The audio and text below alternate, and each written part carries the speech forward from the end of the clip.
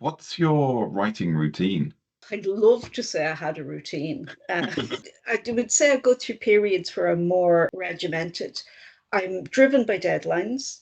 Yep. So if you give me a deadline, you'll get your story, you'll get your edits. But if you don't, I'll just drift around. This is my writing space in the house, but I'll also write anywhere that takes my fancy. So I don't have a set routine. I don't have office hours. I tend to write mostly in the early mornings because I find before I've spoken to anybody, that's when I hear my own voice most clearly. But if I get stuck in, I can write for hours and hours and I'll forget to eat and everything will just go to one side.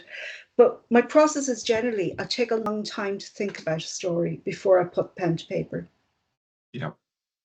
So I can do a spider diagram or a couple of questions. What if there was a woman? And then I'll build on that and I'll scribble little ideas and images. And then I'll start to write snatches. It's almost like being a medium and something is communicating with you. My problem is just sitting with something and getting it done. I'm picking up a lot of psychic phenomena, not just a singular voice.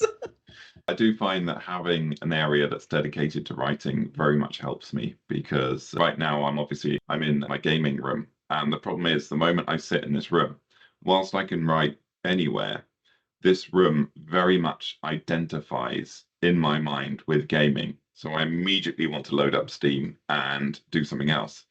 When I was younger and I used to live in house shares, and so I'd only have a bedroom, I had extreme problems with insomnia because my mind related the bed with work. So when I was lying in my bed, I was not able to switch off. I was constantly working. And the moment I could afford it, and I recognize this as a privilege, my bedroom is just for sleeping and romantic cuddles. I can just see the third clip in that sequence. I can sometimes shut down parts of my brain and self-censor. No, Sometimes. my house is very zoned because I'm quite dyspraxic. So it's like, this is the study. Likewise, I can't have phone or TV or anything in my bedroom. That's a dead zone. And that's why I can sleep 8 or 9 hours a night.